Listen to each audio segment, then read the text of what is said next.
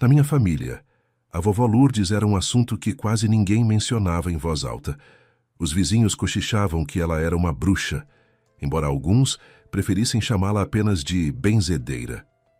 Eu, porém, a visitava toda semana e sempre perguntava o que estava por vir. E por mais estranho que parecesse, ela nunca errava. Um dia antes de viajar de férias com meu marido, fui vê-la mais uma vez. Depois de me ouvir em silêncio, ela disse apenas: "Você não pode ir com ele. Você não volta." Em seguida acrescentou: "Antes de cancelar tudo, faça uma coisa. Sejam bem-vindos ao canal Recanto das Histórias. Antes de começarmos, escrevam nos comentários de onde estão nos assistindo. Temos muita curiosidade em saber. Agora desejamos a vocês uma ótima escuta desta história envolvente." Na família de Aline, a vovó Lourdes era assunto que se evitava mencionar. Não porque tivesse feito algo de errado, não porque tivesse magoado alguém ou causado problemas. Simplesmente a temiam. Em silêncio, como se teme uma tempestade ou um porão escuro, sem conseguir explicar o porquê, mas mantendo distância. Os vizinhos do bairro a chamavam de bruxa desde a juventude, quando ela era uma mulher esbelta de cabelos negros, com um olhar pesado, e o estranho hábito de dizer às pessoas aquilo que elas não queriam ouvir.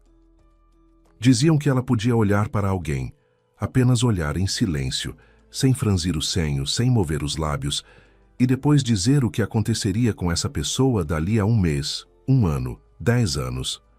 Alguns vinham buscá-la em segredo, ao entardecer, pelos fundos, para que os vizinhos não vissem.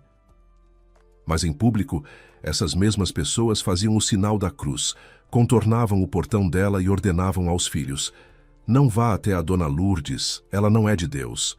A casa da vovó ficava na beira do bairro, atrás de um velho pomar de jabuticabeiras que ela mesma havia plantado. A casa era sólida, mas descuidada por fora, não porque a vovó não cuidasse, mas porque suas mãos estavam ocupadas com outras coisas. A vida inteira ela se dedicou às ervas. No alpendre secavam molhos de erva cidreira, camomila, alecrim e umas raízes cujos nomes Aline não conseguia memorizar quando criança. No corredor havia sempre cheiro de mel e de algo amargo, terroso. Na cozinha, enfileirados, ficavam potes de vidro com garrafadas, escuras, âmbar, quase negras. A vovó nunca explicava para que serviam. Dizia apenas: "Quando for necessário, você entenderá." A mãe de Aline, Natália, evitava a vovó desde a infância.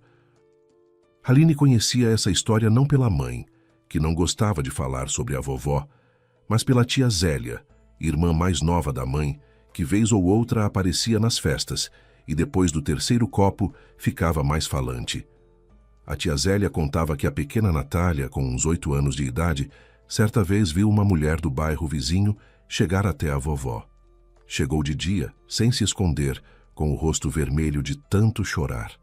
Elas se trancaram na cozinha e Natália ficou escutando pela porta. A mulher chorava e perguntava: "Dona Lourdes, ele vai voltar?" A vovó ficou em silêncio por um longo tempo e então disse: "Vai voltar, mas não para você. Solte-o, Valéria, e se poupe." A mulher saiu ainda mais banhada em lágrimas do que havia entrado. 2 meses depois, o marido dela de fato voltou das empreitadas, mas foi embora com outra, com a caixa do mercadinho ali perto.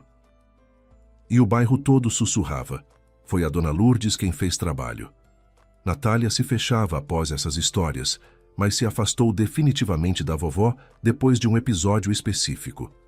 Natália tinha uns 12 anos. Era um julho escaldante e todas as crianças do bairro corriam para nadar no rio. A vovó, no café da manhã, sem nenhuma razão aparente, disse: "Natália, não vá ao rio hoje. A água vai te levar." Natália desobedeceu e foi com as amigas, mas no meio do caminho uma vizinha a chamou pedindo ajuda para buscar a vaca e Natália demorou. Nesse intervalo, o menino da vizinhança, Marquinhos Figueiredo, mergulhou de uma ribanceira e não reapareceu. Conseguiram tirá-lo e reanimá-lo, mas ele ficou 1 semana internado no hospital do interior. Natália contou isso para Aline apenas uma vez, entre dentes cerrados, quando a filha perguntou por que visitavam a vovó tão raramente. "Porque ela sabe coisas que não deveriam ser sabidas." disse a mãe. E perto dela eu não me sinto bem. Elas iam à casa da vovó apenas nas festas, na Páscoa e no aniversário dela, em outubro. Natália sentava à mesa tensa, conversava com polidez, mas secamente, como se fosse com uma conhecida distante, não com a própria mãe. O pai de Aline, Vitor, era ainda mais categórico. Trabalhava como engenheiro numa indústria de médio porte. Usava óculos de armação grossa e acreditava em plantas técnicas, tolerâncias e normas. Todas as histórias sobre o dom da vovó ele considerava superstição do interior. Coincidência, dizia quando a esposa lhe contava mais uma história de premonições. Ela fala muita coisa e às vezes acerta.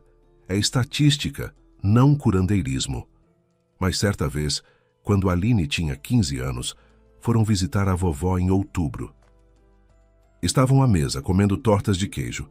O pai fazia piadas sobre a safra de jabuticaba, e então a vovó o olhou longamente sem piscar e disse diante de todos: Vitor, você é um homem forte, mas ouça seu coração. Perto dos 50 ele vai lhe pregar uma peça. Vá ao médico antes que seja tarde. Vitor ficou vermelho, empurrou o prato e saiu para fumar na varanda. Natália lançou à vovó um olhar que deixou Aline desconfortável. Eles partiram naquela mesma noite, embora tivessem planejado ficar até de manhã. Vitor não foi ao médico. Ele nunca ia. Achava que era fraqueza. Com 49 anos, numa quinta-feira comum, bem à sua mesa na indústria, ele agarrou o peito e desabou na cadeira. A ambulância chegou rápido. Conseguiram levá-lo à UTI, infarto extenso. O médico disse depois: Natália, mais uns 20 minutos e teria sido o fim. Vitor sobreviveu, mas passou 3 semanas no hospital e mais 2 meses em casa de licença médica. Andava devagar, ficava sem fôlego na escada, tomava punhados de remédios. Depois disso, o nome da vovó desapareceu completamente das conversas da família. Como se as palavras dela não tivessem sido um aviso, mas a causa. Como se ela não tivesse tentado salvar, mas agourentado. Natália foi visitá-la ainda mais raramente. Vitor, nenhuma vez sequer. Mas Aline era diferente.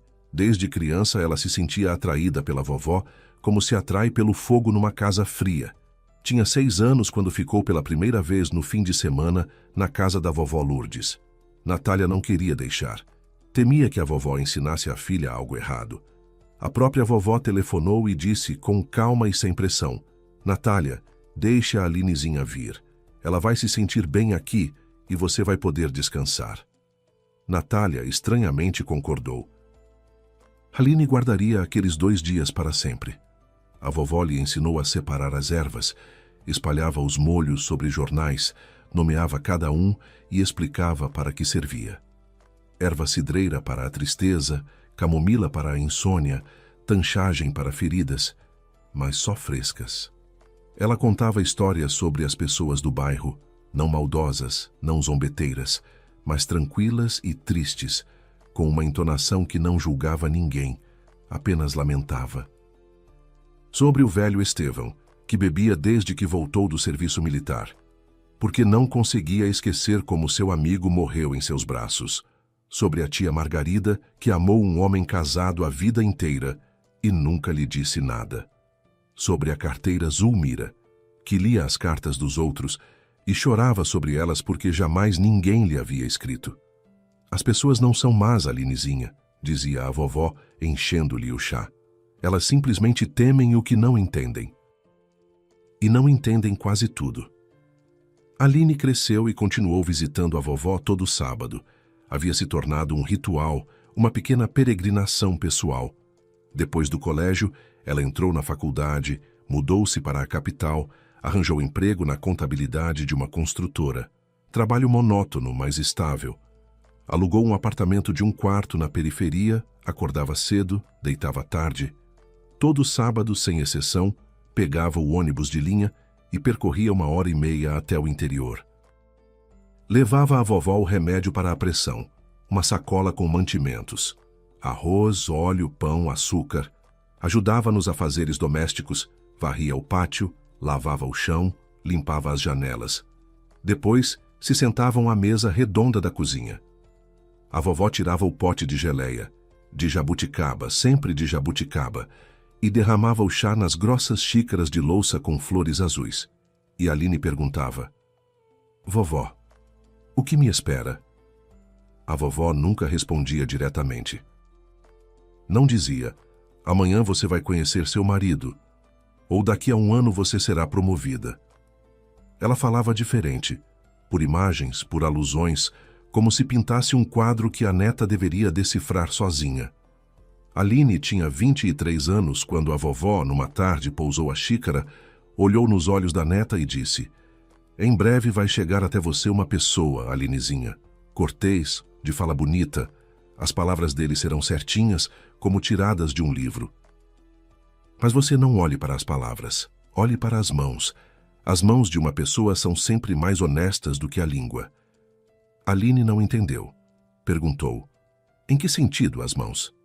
A vovó apenas sorriu e mudou de assunto para a geleia. A jabuticaba este ano é miúda, mas doce. 6 meses depois, Aline conheceu Márcio. Isso aconteceu no aniversário da amiga Kátia. Ela convidou umas 20 pessoas para um café, metade das quais Aline não conhecia. Márcio estava sentado 2 lugares à frente dela. Usava um bonito suéter cinza, cheirava a perfume caro e fazia piadas que faziam a mesa inteira gargalhar. Trabalhava como gerente numa grande empresa de logística. Como ficou claro um pouco depois, quando eles foram para a varanda, Aline não fumava, só queria ar fresco. Ele foi o primeiro a falar com leveza e descontração. Perguntou em que ela trabalhava, e quando Aline disse "contadora", ele não torceu o nariz, apenas assentiu e disse: "Profissão séria, números não mentem." E com essa frase simples ela sentiu, sem entender bem porquê, um calor por dentro. No primeiro encontro ele abriu portas, ajudou-a a vestir o casaco, puxou a cadeira. No segundo, trouxe flores e um livro que Aline havia mencionado de passagem na festa da Kátia. Ela nem imaginava que ele havia guardado isso. No terceiro, falou sobre como sonhava com uma família, com uma casa com jardim, com filhos, com um cachorro que os esperaria na porta.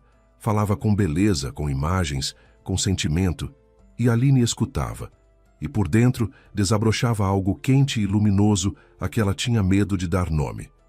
Porque se você nomeia, pode deixar de ser verdade. Ela se apaixonou, não de repente, não como no cinema, sem raios nem trovões. Mas como quando você se aquece após o frio. Primeiro não sente, e de repente percebe que já está aquecido, que já está bem, que já não quer ir embora. Márcio parecia aquele ser que se espera sem saber exatamente o que se espera. Era atento, cuidadoso, ligava toda noite, perguntava como havia sido o dia. Só as palavras da vovó sobre as mãos às vezes afloravam nas bordas da consciência. Mas Aline não sabia como aplicá-las e as afastava de lado. 1 ano e meio depois, Márcio fez o pedido. Num restaurante à luz de velas, com a aliança numa caixinha de veludo, ajoelhou num joelho como nos filmes que Aline assistia no alojamento universitário, no pequeno notebook. Ela disse sim, quase sem hesitar. Pareceu-lhe que aquela era a vida que ela sonhara à mesa da vovó com uma xícara de chá. No dia seguinte, num sábado, Aline foi à casa da vovó como sempre, com remédios e uma sacola de compras. Sentou à mesa, arrumou as compras, pôs a chaleira no fogo e, sem esconder a alegria, contou: "Márcio fez o pedido. Aceitei. O casamento vai ser na primavera." Falava rápido, atropelando as palavras. Mostrava a aliança no dedo anelar. A vovó escutava em silêncio. Não acenava, não sorria, não pedia detalhes. Apenas escutava, com as mãos cruzadas sobre o colo. Quando Aline se calou, ela se levantou, serviu o chá, pôs a xícara diante da neta e ficou um longo tempo olhando pela janela para o pomar de jabuticabeiras, para a cerca torta, para o céu claro. Depois, baixinho, como se dissesse para si mesma, falou: "Por mais que seja sua escolha, Alinezinha, guarde uma coisa. As pessoas não se revelam pelas palavras num casamento, nem pelos presentes nas festas. As pessoas se revelam pelo que fazem quando acham que ninguém está olhando. Aline ficou magoada. Pela primeira vez em toda a sua vida, sentiu que a vovó não estava do seu lado, que em vez de alegria, ela lhe oferecia dúvidas. Tomou o chá, se despediu secamente e foi embora mais cedo que o habitual. Ficou 2 semanas sem ligar. Depois, claro, ligou, porque não conseguia fazer diferente. A vovó era parte dela, como uma mão ou o fôlego. Foi no sábado seguinte, e a vovó a recebeu como se nada tivesse acontecido. Não lembrou com uma palavra, com um olhar. Serviu o chá, tirou a geleia de jabuticaba e perguntou: "Então, me conta, como está o trabalho? Seu chefe ainda aprontando?" E Aline compreendeu. O que precisava ser dito, a vovó já havia dito. O restante era escolha dela. O casamento foi em outubro. Pequeno, 40 pessoas. Assim, Aline queria. Márcio não se opôs, embora tivesse sugerido convidar mais gente para ficar mais solene. Ela insistiu. Alugaram um salão num restaurante, decorado com fitas brancas e flores naturais. Kátia foi madrinha, carregou o buquê e chorou de felicidade mais do que a própria noiva. A vovó Lourdes também foi convidada. Natália apertou os lábios quando soube, mas ficou quieta. A vovó chegou quieta, num vestido escuro com gola branca e naquelas mesmas sapatilhas que ela só calçava em ocasiões especiais. Ficou sentada num cantinho com a tia Zélia, mal conversou com alguém, comeu pouco, só tomou chá. No final da noite, quando os convidados dançavam e ninguém prestava atenção nelas, Aline se aproximou.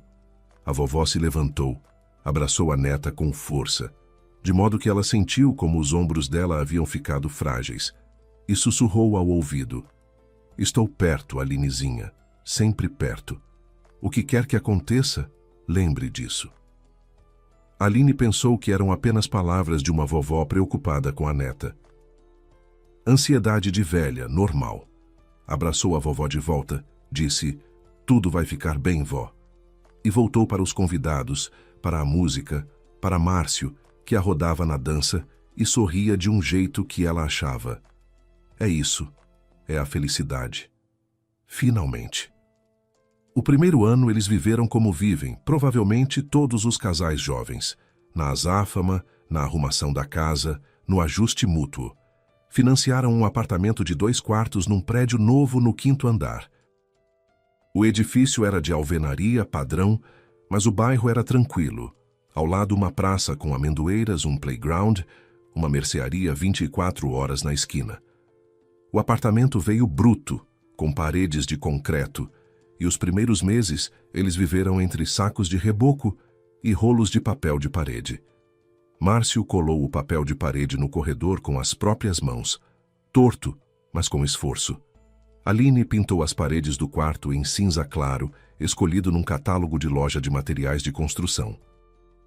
Eles brigaram sobre o azulejo do banheiro. Ele queria escuro, ela claro. No fim, levaram bege e os dois ficaram mais ou menos insatisfeitos. Mas estava tudo bem. Era parecido com a vida. Adotaram uma gata ruiva com uma mancha branca no peito. Márcio a chamou de Frida. E esse foi o único nome que ele inventou para a casa, sem a sugestão de Aline. Frida dormia no peitoril, derrubava os vasos de plantas e comia apenas uma marca de ração, vendida em apenas uma loja do outro lado do bairro. Todo sábado Aline ia buscar a ração e depois ia à casa da vovó. Márcio, nos sábados, dormia até o meio-dia, depois assistia futebol ou ficava no celular. Eles iam ao cinema às sextas, quando não estavam muito cansados. Passeavam na praça aos domingos, compravam café da máquina na entrada do parque. Sem graça, mas quente. Tudo estava bem, normal. E Aline pensava então que normal era de fato bom, que a felicidade era exatamente assim, tranquila, sem fogos de artifício, como a luz uniforme de um abajur. No segundo ano, algo começou a se deslocar. Não abruptamente, não como um desabamento, mas da forma como um quadro se desloca na parede, pela vibração quase imperceptível. Parece estar reto, mas se você olhar com atenção, o ângulo já está levemente torto. Márcio começou a chegar mais tarde do trabalho. Antes ele chegava às 7, às vezes às 7h30 e jantavam juntos. Aline cozinhava, ele punha à mesa, era um pequeno ritual deles. Agora ele voltava às 9, às vezes perto das 10, dizia: projeto, prazo, a chefia pressiona. Aline acreditava. Trabalho em logística, ela sabia. Podia ser estressante, especialmente no fechamento do trimestre. Ela deixava o jantar no fogão coberto com um prato e ia dormir com um livro, adormecendo sem esperá-lo. Depois, ela notou o celular. Antes, Márcio o deixava em qualquer lugar. Na mesa da cozinha, no braço do sofá, na prateleira do corredor. Podia ir ao banheiro e o celular ficava à vista, e isso era normal, porque nem ele nem ela tinham nada a esconder. Mas em determinado momento, ela não conseguia precisar uma data. As coisas foram mudando gradualmente. O celular passou a estar sempre com ele, no bolso, na mão, ao lado na mesinha de cabeceira, com a tela virada para baixo. Quando durante o jantar chegava uma mensagem e ela instintivamente lançava um olhar, Márcio rapidamente virava a tela e dizia: trabalho. Curto, sem explicar. Antes ele podia mostrar uma conversa engraçada com colegas ou uma foto do depósito onde algo tinha caído de jeito bizarro. Agora o celular era como um quarto trancado. Aline não queria ser aquela esposa ciumenta e desconfiada que vasculha bolsos e fareja camisas. Ela havia visto mulheres assim nos filmes e prometeu a si mesma que nunca seria assim. Tentava se convencer. Você está inventando, não tem razão para isso. Ele só está cansado. No trabalho está difícil. Todo casal passa por isso. Ela repetia isso como um mantra ao adormecer sozinha no quarto escuro, ao som abafado da televisão na sala, onde Márcio ainda vai trabalhar um pouquinho. Mas as palavras da vovó: as pessoas se revelam pelo que fazem quando acham que ninguém está olhando, vinham à superfície cada vez mais. Aline as espantava como uma mosca irritante, mas elas voltavam, especialmente à noite, quando o sono não vinha e a cabeça começava a revolver detalhes que ela ignorava durante o dia. No terceiro ano, Márcio havia mudado visivelmente. Tornara-se irritadiço, ríspido, não que gritasse ou insultasse, mas havia adquirido aquela maneira de mastigar as palavras entre dentes quando algo não o agradava. A xícara suja na pia. Aline, é difícil? A televisão alta demais. Fico o dia todo no trabalho. Posso ter paz em casa? Certa vez ela fez uma moqueca. Ele provou, fez uma careta e disse: salgou demais. Aline não tinha salgado. Ela mesma provou. A moqueca estava normal. Não foi discutir. Depois das explosões, ele sempre pedia desculpas. Chegava, sentava ao lado no sofá, punha a mão no joelho dela e dizia: me perdoa, só estou cansado. Tá tumultuado no trabalho, você entende. E Aline entendia, ou fingia entender, porque entender era mais fácil do que fazer perguntas cujas respostas ela temia. E então aconteceu aquela noite na varanda. Era início de outubro. Já anoitecia cedo. Aline estava deitada no quarto, lendo. Eram perto das 11. Márcio disse que ia fumar na varanda. Fumava às vezes, embora tivesse prometido parar. Ela assentiu e voltou ao livro. Alguns minutos depois, ela se levantou para pegar água, passou pela sala e ouviu a voz dele pela porta da varanda entreaberta. Ele falava baixo, quase sussurrando, com uma entonação que ela não ouvia há muito tempo. Suave, brincalhona, ofegante. E ele estava sorrindo. Aline via o reflexo dele no vidro da porta. Não aquele sorriso corriqueiro com que ele a recebia após o trabalho, mas um sorriso verdadeiro, aberto. Aquele mesmo com o qual ela havia se apaixonado na festa da Kátia. Aline ficou parada com o copo vazio na mão, escutando, e não conseguia distinguir as palavras, apenas a entonação, apenas aquele tom. Depois, deu um passo em direção à varanda, de propósito, com barulho, e Márcio se virou, disse rapidamente ao telefone: tá bom, mãe, beijo, tchau, e desligou. Era minha mãe, disse ele, enfiando o celular no bolso. Perguntou se a gente vai lá no fim de semana. Aline assentiu, pegou a água, voltou para o quarto, deitou. Não leu mais. As letras saltavam diante dos olhos. No dia seguinte, quando Márcio foi trabalhar, ela escreveu para a sogra no mensageiro, como que de passagem. Dona Teresa, a senhora ligou para o Márcio ontem. Ele comentou que a senhora convidou para o fim de semana. Queria confirmar. Sábado ou domingo? A sogra respondeu 1 hora depois. Alinezinha, ontem à noite eu estava no sítio. Fui dormir às 9. Não liguei para ninguém. Ele deve ter confundido alguma coisa. Mas venham no fim de semana, ficarei feliz. Aline leu a mensagem, fechou o aplicativo e ficou sentada na cozinha por um longo tempo, olhando para a xícara de café frio. Frida pulou no seu colo, se enrolou e começou a ronronar. Aline a acariciava maquinalmente. E por dentro algo mudava. Não com estrondo, não com dor, mas quietamente, como uma chave girando na fechadura. Algo em que ela havia acreditado por 3 anos havia deixado de ser verdade. Ela ainda não sabia de tudo, ainda não via a dimensão total, mas já compreendia. Estavam mentindo para ela. Não por acidente, não por engano, mas de forma sistemática, habitual, como mentem aqueles que há muito deixaram de considerar isso mentira. Aline não disse nada a Márcio, nem naquele dia, nem no seguinte. Comportou-se como sempre. Cozinhou o jantar, perguntou sobre o trabalho, assistiu a séries com ele à noite. Mas por dentro, ela já era outra. Como uma pessoa que descobriu uma rachadura na parede e agora verifica todo dia se ela ficou mais larga. E foi justamente então, no 3º ano, no final de outubro, que Márcio de repente propôs uma viagem de férias. Estavam jantando. Ele comia macarrão com cogumelos e creme, o prato favorito dele. E de repente disse, sem levantar os olhos do prato: quer saber, e se a gente topar uma viagem, descansar como gente? A gente nunca foi a lugar nenhum juntos em 3 anos. Aline se surpreendeu, até pousou o garfo. Durante todo o casamento, ela havia proposto ir a algum lugar umas 5 ou 6 vezes. No 1º ano, pelo menos ao mar, mesmo que perto. Márcio dizia: caro, acabamos de pegar o financiamento. No 2º ano, pelo menos num fim de semana em alguma pousada no interior. Márcio dizia: sem tempo, tá tumultuado no trabalho. Ela parou de propor.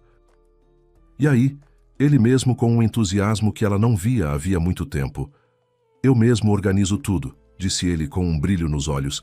Você só arrume a mala. Vai ser surpresa. Confia em mim. Aline queria se alegrar, e uma parte dela de fato se alegrou.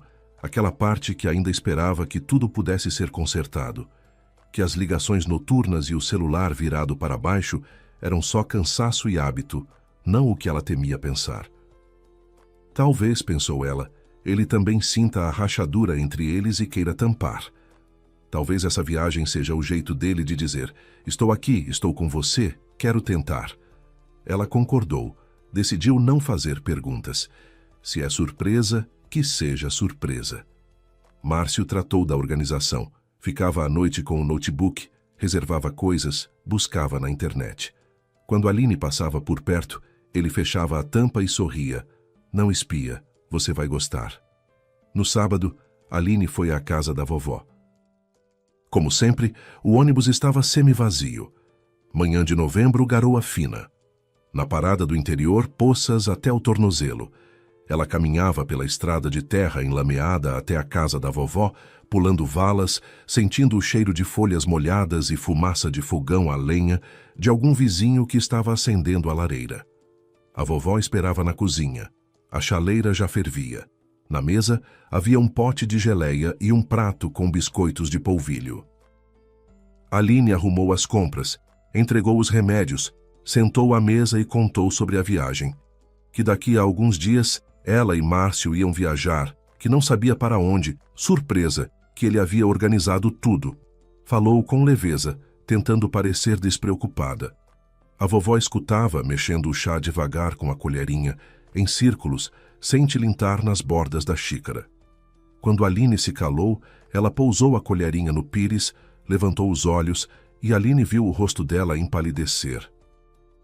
Não de susto, mas de algo mais profundo. Aline havia visto aquela expressão apenas uma vez, ali à mesa, quando a vovó falou ao pai sobre o coração. Você não pode ir com ele, disse a vovó, baixinho, mas com firmeza, sem sombra de dúvida. Você não volta. Por dentro, Aline sentiu algo se romper, como se alguém tivesse puxado a corda que segurava algo frágil e aquilo voasse para baixo. Vó, o que você está dizendo? A gente vai só de férias, descansar. Foi o Márcio quem propôs. A vovó balançou a cabeça. Suas mãos repousavam sobre a mesa, secas com manchas da idade, dedos nodosos. Me escuta, Alinezinha. Eu sou velha. Não tenho razão para mentir. E não tenho prazer em te assustar. Mas estou te dizendo, não vá. Porém, antes de cancelar tudo, faça uma coisa. Uma só coisa. Encontre o hotel para onde ele está te levando e ligue para lá. Pergunte para quantas pessoas é a reserva. Só isso, e você vai entender sozinha. Aline partiu da casa da vovó em estado de agitação. No ônibus, encostou a testa no vidro frio e olhou para os campos molhados lá fora, para as faixas de eucaliptos ao longo da estrada. A chuva tamborilava no teto. Dentro, o cheiro de umidade e diesel. Ela se convencia de que a vovó estava enganada, que ela tinha 82 anos, pressão alta e insônia, que era ansiedade senil que com a idade vira certeza, que não dá para viver pelas intuições alheias, mesmo que essas intuições pertençam a uma pessoa que nunca errou uma única vez na vida. Nenhuma. Em 30 anos. Esse pensamento pulsava na cabeça como um sinal intermitente que não tem como desligar. À noite, Márcio foi tomar banho. Aline ouvia o barulho da água atrás da porta fechada do banheiro, o toque da gilete na pia. O notebook dele estava na mesa da cozinha. Ele o deixava sempre lá, nem fechava a tampa. Aline passou por ele, parou, olhou para a tela acesa. As mãos formigavam, como quando você vai tocar em algo incandescente. Ela se sentia horrível, como se estivesse traindo algo, como se violasse alguma lei não escrita de confiança que ela mesma havia estabelecido para si. A voz da vovó ressoava na cabeça. Só pergunte e você vai entender sozinha. Ela se sentou à mesa, abriu o e-mail e digitou na busca: reserva. O primeiro e-mail era uma confirmação de hotel. Uma pousadinha no litoral nordestino, numa cidadezinha cujo nome ela nunca havia ouvido, longe das rotas turísticas. No e-mail constavam as datas, o valor e o telefone da pousada. Aline fechou o notebook, se afastou da mesa e foi sentar no sofá. Frida pulou ao lado e enfiou o focinho úmido na palma dela. Do banheiro chegava a voz de Márcio. Ele cantarolava algo desafinado e despreocupado. Na manhã seguinte, um domingo, Aline acordou às 6. Márcio ainda dormia, virado de lado, a coberta caída nos pés. Ela se levantou em silêncio, pegou o celular e foi à varanda. A manhã estava quente, o céu cor-de-rosa do amanhecer. Lá embaixo, no estacionamento, brilhavam os tetos molhados dos carros. Ela discou o número da pousada. Atenderam após o terceiro toque. A moça na recepção falava com um sotaque nordestino. Aline disse o sobrenome do marido, pediu para confirmar a reserva, a data de entrada. Sim, com certeza, respondeu a moça. Está tudo confirmado. Quarto para 3 adultos, cama de casal e uma cama extra. Check-in depois de amanhã, correto? Aline agradeceu e desligou. O celular caiu na mão pesado como uma pedra. Ela ficou na varanda olhando para a cidade lá embaixo. Telhados, antenas, pombos se agitando no beiral do prédio vizinho. As mãos não tremiam. Ela não chorava. Por dentro havia um vazio, como se alguém tivesse retirado de uma vez todo o seu conteúdo. A raiva, a mágoa, a esperança, o amor e 3 anos de vida em comum, deixando apenas uma casca parada num terraço de concreto de meias. Para 3. Cama de casal e uma cama extra. Não para ela, a cama extra. Ela era o acréscimo, a decoração, o biombo atrás do qual ele escondia a vida verdadeira. Naquela noite, Aline não pregou o olho. Ficou deitada do seu lado da cama, de costas, rígida como uma corda esticada, escutando Márcio respirar ao lado. Tranquilo, profundo, com um leve assobio na expiração. Ele sempre respirava assim dormindo, e antes aquele som a acalmava. Fazia parte do conforto doméstico, como o tic-tac do relógio no corredor ou o ronronar de Frida. Agora parecia estranho. Como se deitado ao lado estivesse não um marido, mas uma pessoa que ela via pela primeira vez e sobre quem não sabia nada, exceto que era perigosa. Na cabeça, como um disco arranhado, giravam as palavras da moça da pousada. Quarto para 3 adultos, cama de casal e uma cama extra. Para 3. Quer dizer, ele esperava mais alguém. Quer dizer, essa viagem não era uma tentativa de consertar o casamento, não era um presente para uma esposa esgotada, não era uma surpresa romântica, era outra coisa. E Aline precisava descobrir o quê. Às 3 da madrugada, quando Márcio se virou para o outro lado e começou a ressonar mais fundo, Aline se ergueu devagar apoiada no cotovelo. O celular dele estava na mesinha de cabeceira, virado para baixo, como sempre no último ano. Ela estendeu a mão, pegou-o devagar, com 2 dedos, como se pegasse uma carta alheia. A tela se acendeu no escuro. Ela sabia a senha. O aniversário da mãe dele, 4 algarismos. Ele nunca a mudara. Aline digitou a combinação e o celular abriu. O coração batia na garganta. O quarto estava silencioso, apenas a respiração de Márcio e o zumbido distante da geladeira na cozinha. Aline abriu o mensageiro e nem precisou procurar muito. A conversa estava fixada em primeiro lugar na lista, acima de todos os outros. O contato se chamava André Logística. Aline tocou no nome e começou a ler.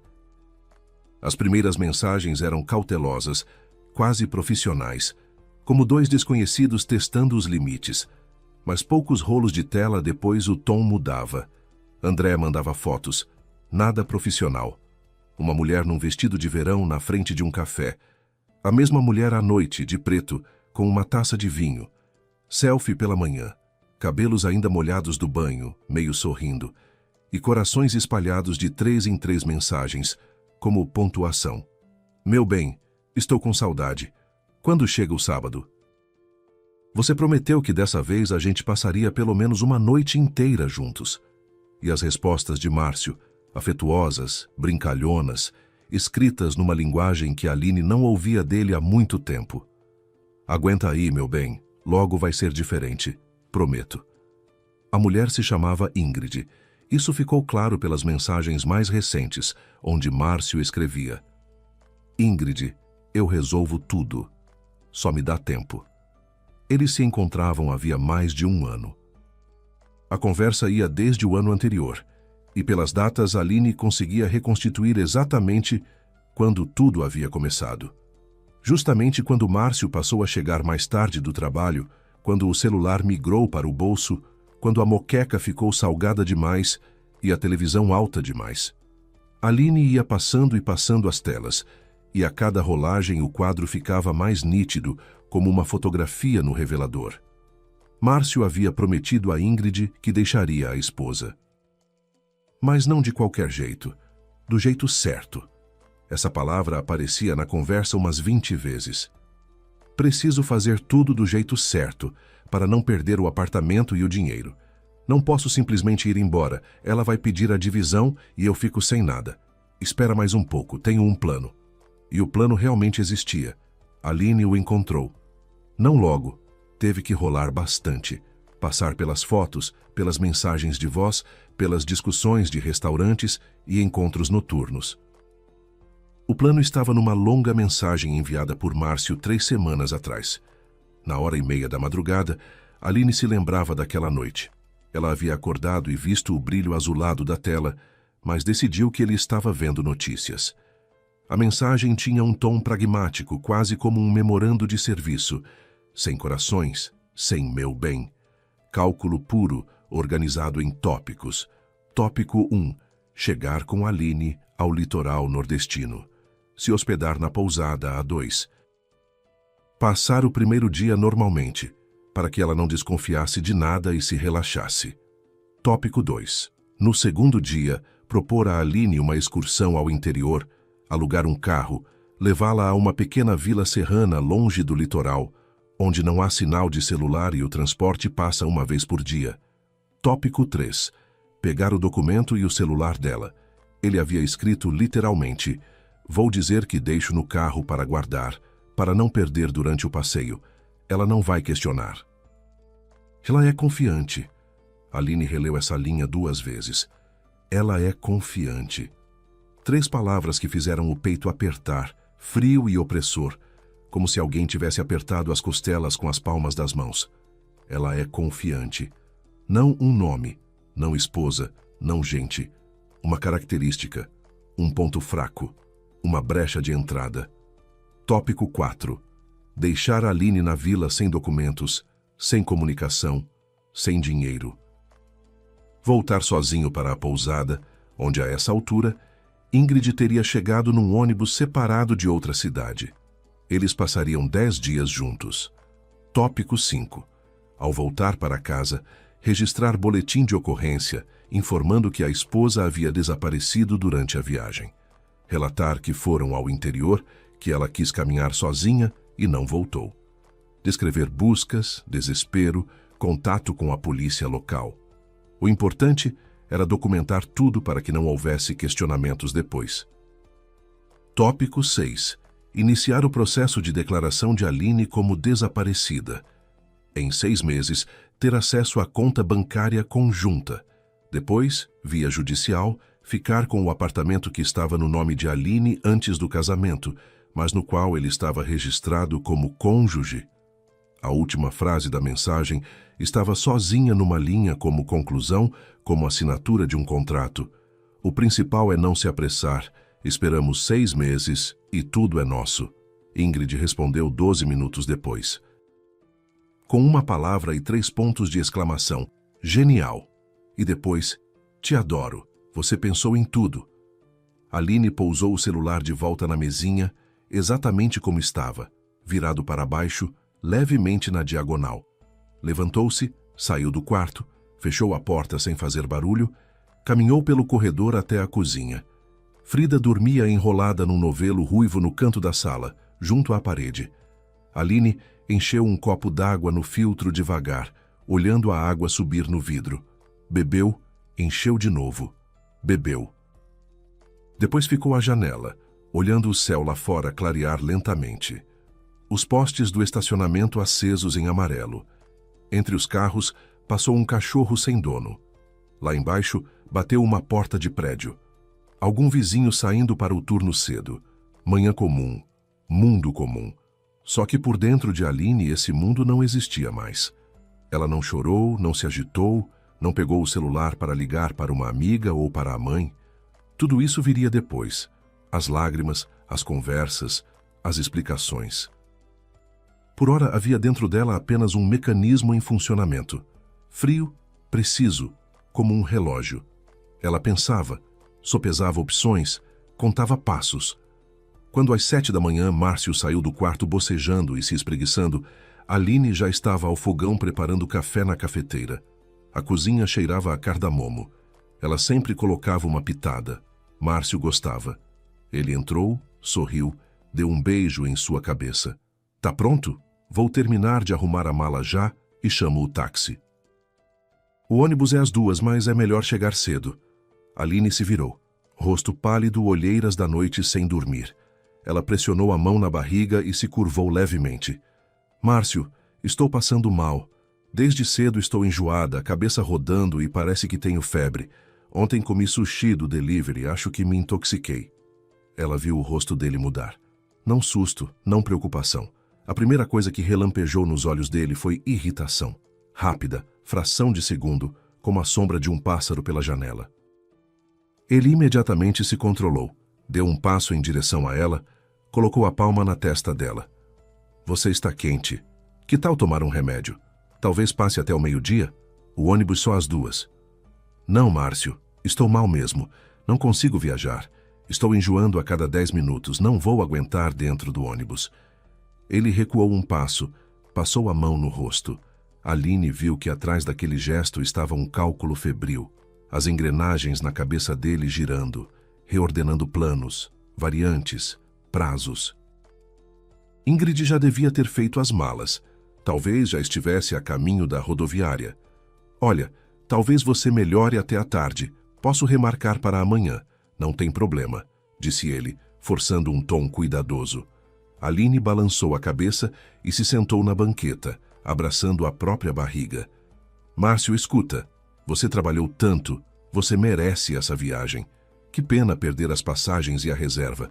Vai você sozinho, descanse. Eu fico aqui, me recupero. Frida vai ficar comigo. Não vou ficar entediada.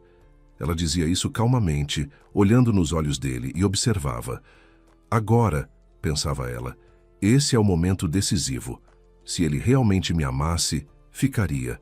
Diria, que viagem sem você. Somos um casal, esperamos. Isso seria tão simples, tão natural. Qualquer marido normal ficaria. Márcio ficou em silêncio uns 5, talvez 7 segundos. No rosto dele brigavam 2 máscaras. A do marido cuidadoso que não pode deixar a esposa doente e a do homem cujo plano está desmoronando e que precisa urgentemente salvá-lo. Aline via as 2. Antes, via só a primeira. Mas você tem certeza? Fica sem graça ir sozinho. Você vai conseguir? Vou, vai, eu ligo para minha mãe. Ela passa aqui se precisar. Vai ficar tudo bem. Mais 10 minutos de hesitação encenada. Ele andou pelo apartamento, apareceu na cozinha, perguntou se precisava de médico, se queria que comprasse remédio. Mas Aline via. Ele já havia decidido. Os olhos o traíam. Estavam agitados, como os de alguém que está contando mentalmente o horário dos ônibus. Ao meio-dia, Márcio estava no corredor com a mala. A mala cinza com rodinhas que eles haviam comprado juntos num shopping 2 anos atrás. Naquela época, Aline a escolhera imaginando uma viagem a 2 para o mar, para alguma praia quente. A mala foi em viagem, mas sem ela. Vou ligar todo dia, disse Márcio abraçando-a na porta. Vai ficar boa. Volto logo e a gente vai a algum lugar junto. Prometo. Aline assentiu, o abraçou de volta, rápido, seco, como se abraça um conhecido na rua. Ele não notou, ou não quis notar. A porta se fechou. Aline escutou os passos dele sumirem na escada. O elevador do prédio estava quebrado havia 1 semana. Depois foi até a janela da sala e observou ele sair do prédio, entrar num táxi, o carro recuar e dobrar a esquina. Ficou à janela mais 1 minuto, 2, caso ele voltasse esquecendo algo. Não voltou. Então Aline soltou um longo suspiro pelos lábios cerrados, como quem solta o ar antes de um salto, e começou a agir. Primeiro tirou do bolso do roupão um papelzinho, onde pela manhã havia anotado o número da pousada no litoral nordestino. Discou, esperou a resposta. A mesma moça na recepção ou outra com o mesmo sotaque. Olá, gostaria de cancelar a reserva no nome do meu marido. Os planos mudaram, não poderemos ir. A moça confirmou os dados, pediu para aguardar. 1 minuto depois, confirmou. Reserva cancelada. Devolução em até 10 dias úteis. Aline agradeceu e desligou. Depois se trocou, tirou o roupão, colocou jeans, suéter, jaqueta, prendeu o cabelo num rabo de cavalo. Pegou a bolsa. Frida a olhava do peitoril com os redondos olhos amarelos, como se perguntasse, para onde você vai? Volto logo, disse Aline para a gata. Tenho umas coisas para resolver. Primeira parada, o banco. A agência funcionava até às 5, mas Aline chegou a 1. Logo após a partida de Márcio. Eles tinham uma conta conjunta de poupança. Nela estava dinheiro que vinham guardando para a reforma da varanda e a troca das janelas. Não era uma fortuna, mas era considerável. 1 ano e meio de economia. Aline foi com o documento, preencheu um formulário e transferiu sua metade, exatamente metade, para sua conta pessoal, que havia aberto antes do casamento e quase nunca usava. Em seguida, como cotitular, solicitou a restrição de acesso remoto à conta conjunta. A atendente, uma moça jovem com um corte de cabelo arrumado, a olhou com atenção, mas não perguntou nada. Disse apenas, processamos em até 1 hora. O cartão do segundo titular ficará bloqueado para operações. Para remover a restrição é necessária a presença de ambos os titulares. Aline agradeceu e saiu.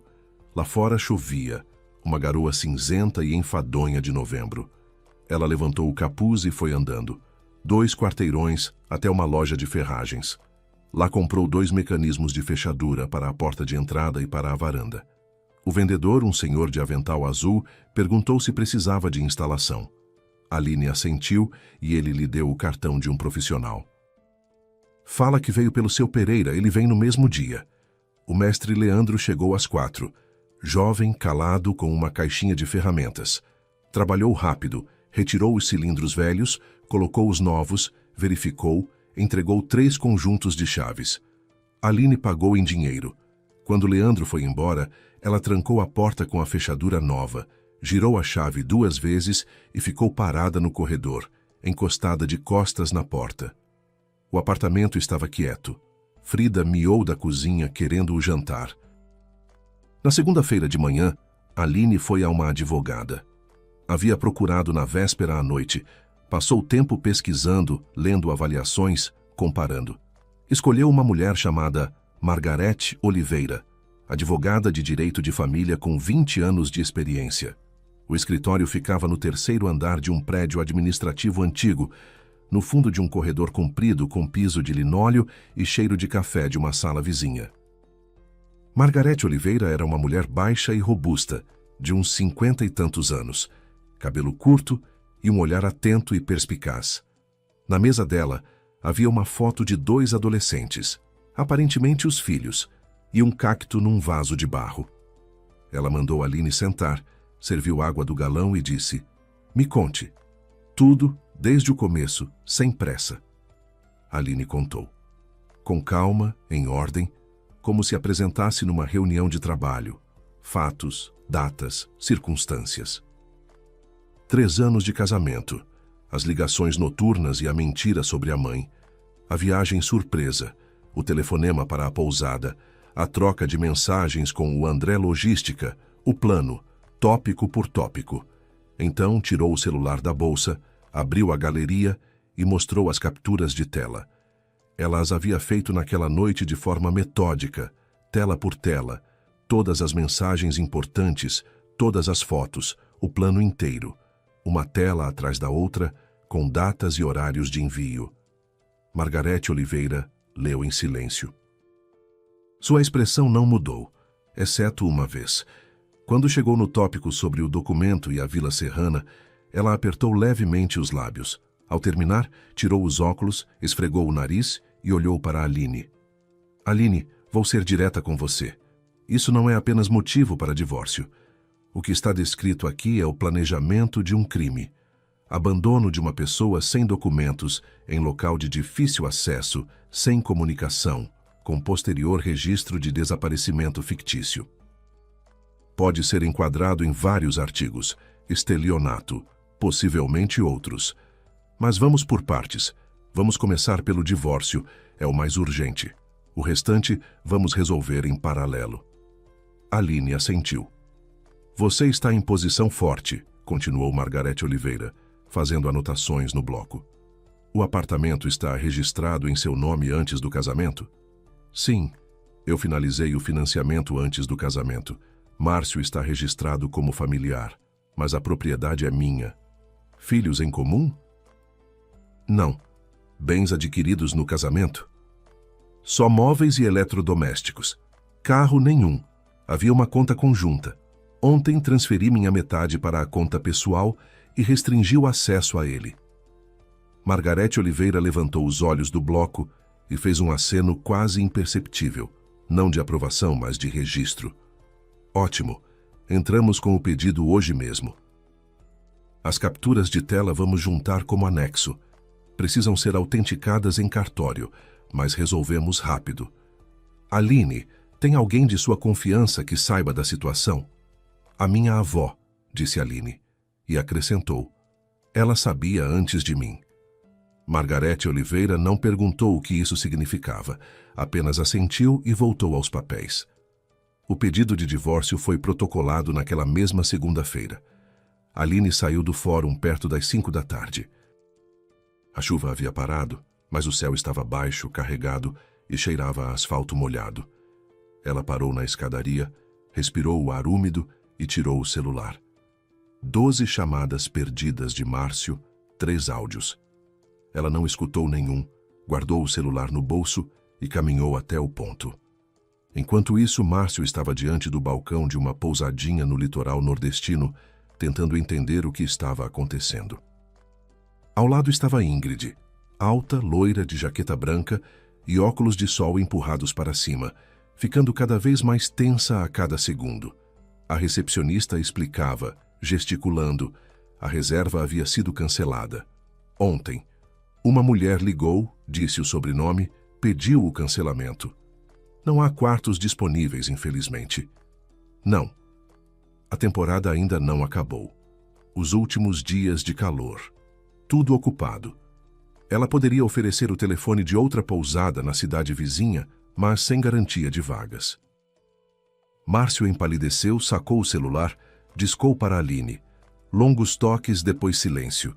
Discou de novo o mesmo resultado. Abriu o aplicativo do banco e viu a mensagem. Operações pelo cartão temporariamente suspensas. Dirija-se a uma agência. Ele tinha dinheiro em espécie. Pouco. Para despesas miúdas, planejava pagar com o cartão. Ingrid ficou parada ao lado e o olhava como se olha para alguém que prometeu um show de fogos e trouxe um fósforo molhado. Márcio, o que está acontecendo? Você disse que estava tudo pronto, que tinha tudo planejado. A voz dela era baixa, mas afiada como uma navalha. Não entendo. Deve ter dado algum erro. Já resolvo, disse ele rápido, folheando o celular, buscando alternativas, tentando ligar para alguém. Mas não havia o que resolver. Reserva cancelada, cartão bloqueado. Aline não atende. Ingrid, como se descobriu nos 30 minutos seguintes, tinha dinheiro só para um café. O almoço ela contava que Márcio pagasse. Ela havia chegado ali para relaxar 10 dias na praia, às custas de outrem, enquanto a esposa legítima perambulasse por uma vila serrana sem documento. Passaram a primeira noite numa hospedagem barata na periferia da cidade. Um quarto compartilhado com beliches e banheiro no fundo do corredor. Márcio deitou no beliche de cima, sob um cobertor fino com cheiro de sabão em barra, e ficou mandando mensagens para amigos pedindo dinheiro emprestado para a volta. Um colega de trabalho respondeu de manhã e transferiu um pouco. O suficiente para 2 passagens de ônibus, não de avião. De ônibus, com 2 baldeações. A viagem de volta levou quase 2 dias. Márcio e Ingrid viajaram num ônibus velho com assentos afundados e ar-condicionado quebrado, por estradas sinuosas, por paradas intermináveis em cidades do interior que cheiravam a escapamento e carne assada na brasa. Nas primeiras horas, ainda conversavam, ou melhor, Ingrid falava e Márcio ouvia. Ela dizia que ele havia prometido uma vida diferente, que ela havia dispensado um homem sério que queria se casar com ela, que havia gasto em mala nova e biquínis mais do que ganhava em 2 semanas. Márcio respondia com rispidez. Dizia que ela havia pressionado, que se não fosse o quando dela intermitente, ele teria agido com mais cautela, não teria se apressado com a reserva e não teria deixado rastros. Na primeira baldeação, pararam de conversar. Ficavam sentados um ao lado do outro, mas olhando para lados opostos. Ele para a janela, ela para o celular. Na segunda baldeação, num terminal com cadeiras de plástico e uma única barraquinha, vendendo café e cigarro, Ingrid disse: "Sabe, você nem mente direito. Mentiu para a esposa, descobriram. Mentiu para mim, descobriram. Talvez você não devesse abrir a boca de jeito nenhum." Márcio ficou quieto. Não tinha resposta. A história se espalhou rapidamente, como se espalham todas as histórias em que alguém tentou ser mais esperto do que de fato era. Alguém dos conhecidos em comum viu Márcio no embarque da rodoviária, não sozinho, mas com uma loira alta. Outro ouviu pelo amigo dele que Márcio havia ligado no meio da noite pedindo dinheiro para a volta. O terceiro contou para o quarto para o quinto. Em uma semana, todo mundo sabia. Quando Márcio finalmente chegou em casa, sem barba, com roupa amassada, com a mala cuja rodinha havia quebrado numa das paradas, enfiou a chave na fechadura da porta de entrada. A chave não virou. Enfiou de novo, girou. Não encaixava. Ele ficou no patamar olhando estupefato para a porta, enquanto a realidade ia chegando devagar. Tocou a campainha. Silêncio. Tocou de novo, longo, sem tirar o dedo. Então, bateu. Primeiro com os nós dos dedos, depois com a palma. Do interfone saiu a voz de Aline. Tranquila, sem uma fresta sequer. Os papéis do divórcio estão com a advogada. Suas coisas estão com o porteiro lá embaixo. Pega e vai embora. Aline, abre. Vamos conversar. Você entendeu tudo errado. A Ingrid é só colega. A gente viajou no mesmo ônibus, coincidência. E a reserva para 3 foi erro da pousada. Eu reservei para 2. Eles se confundiram. Silêncio. Aline, por favor. Eu sei como isso parece, mas me deixa explicar. 5 minutos. Só abre a porta. Silêncio. Depois um clique. Aline desligou o interfone. Márcio ficou ali mais uns 20 minutos, chutou a porta, xingou, desceu. Com o porteiro de fato, estavam 2 sacolas com seus pertences. Roupas, sapatos, barbeador, carregador de notebook. O porteiro, um senhor de óculos, entregou as sacolas em silêncio, sem olhar nos olhos. O divórcio foi rápido, mais rápido do que Márcio esperava. Margarete Oliveira trabalhou com precisão. Na audiência, ela apresentou as capturas de tela das mensagens. O plano de abandono da esposa sem documentos em local de difícil acesso. A reserva cancelada para 3 pessoas. O depoimento da funcionária da pousada. A juíza, uma mulher de uns 60 anos, de óculos austeros, analisava os documentos em silêncio, às vezes erguendo os olhos para Márcio com uma expressão que o fazia querer sumir pelo chão. O advogado dele, um rapaz jovem que encontrara num anúncio, tentou fazer algumas objeções, mas soava fraco. O apartamento ficou com Aline, registrado antes do casamento, impossível contestar. Filhos em comum, nenhum. Não havia o que dividir, exceto móveis e eletrodomésticos. Frida a gata, que Márcio nem pediu. Após a audiência, Aline foi à casa da vovó. Não no sábado, numa quarta-feira, no meio da semana de trabalho, depois de pedir para sair mais cedo. O ônibus estava vazio. Lá fora passavam árvores e campos, sob o sol forte de novembro. Aline desceu na parada, caminhou pelo caminho de terra familiar, empurrou o portão. A vovó estava na varanda com um xale leve nos ombros, como se soubesse que a neta chegaria exatamente hoje. Talvez soubesse mesmo. Elas se abraçaram na porta e Aline chorou pela primeira vez em todas aquelas semanas. Não de dor. A dor havia sido antes, naquela noite com o celular alheio na mão. Agora era outra coisa. Alívio. Como quando você carregou algo pesado por muito tempo e finalmente pousou no chão. A vovó a levou para dentro, a acomodou à mesa, serviu o chá. Geleia de jabuticaba, biscoitos de polvilho, xícaras de louça com flores azuis. Tudo como sempre. Vovó, disse Aline quando se acalmou e enxugou o rosto com uma folha de papel. Como você sabia? De onde veio esse saber de que eu não podia ir? A vovó Lourdes ficou em silêncio por um bom tempo, aquecendo as mãos na xícara, olhando para a névoa que subia até o teto. Eu não sabia, Alinezinha. Eu via. São coisas diferentes. Saber é quando te contam. Ver é quando você olha para alguém e lê como se fosse um livro. Seu Márcio eu vi uma vez no casamento. Ele veio até mim, disse algo educado, sorriu. Mas os olhos dele estavam vazios. Bonitos, vivos, mas vazios. Como um poço sem água. Você se debruça e lá dentro é escuro, não tem nada. Nem calor, nem consciência, nem amor. Só cálculo. Eu vi isso, mas te dizer na época não adiantaria nada. Você não acreditaria. Você precisava ver por conta própria. Aline ficou em silêncio. Lá fora um quero-quero gritou. Em algum lugar bateu uma porta de galpão.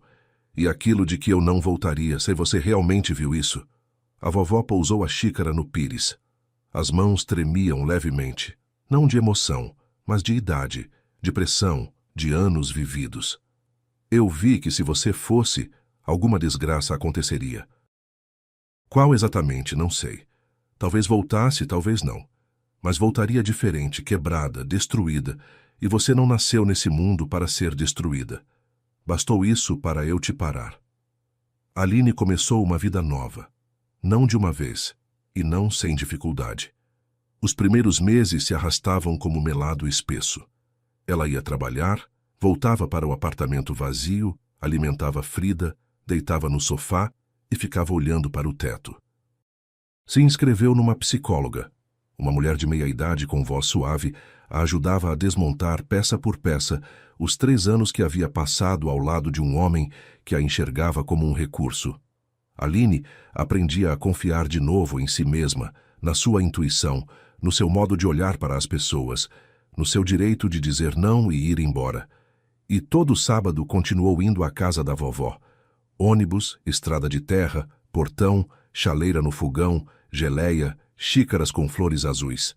Aquele ritual a mantinha à tona.